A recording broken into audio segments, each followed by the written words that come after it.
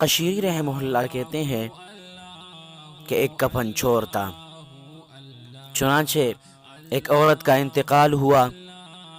جب اس کو کفنا کر لوگ قبر تک لے گئے تو کفن چور نے بھی شرکت کی اس جنازے میں۔ اس کی شرکت کی وجہ یہ تھی کہ قبر کی شناخت کر کے رات میں قبر کھود کر کفن چرانے میں آسانی ہو۔ جب لوگ دفن کر کے واپس آ گئے اور رات ہوئی تو کفن چور نے قبر کھودا۔ جب لاش نظر آئی تو اچانک عورت بول پڑی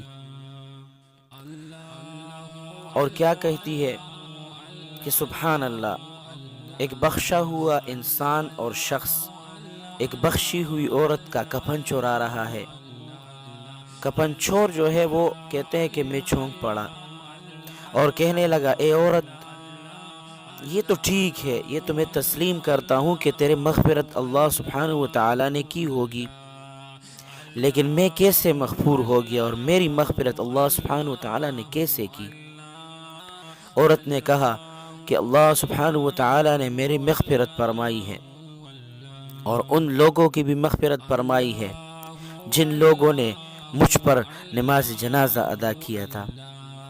تو نے بھی میرے نماز جنازہ میں شرکت کی تھی اور تو بھی میرے نماز جنازہ میں شریک تھا۔ یہ سن کر کفن چور نے اپنا ارادہ ترک کر دیا اور مٹی برابر کر دی اور پھر ایسی توبہ کی کہ صالحین کے گروہ میں شامل ہوا اور وقت کا بہت بڑا ولی بن گیا۔ تو کبھی بھی کسی بھی وقت انسان کا جو دل ہے وہ کبھی بھی نیک طرف راغب ہو سکتا ہے۔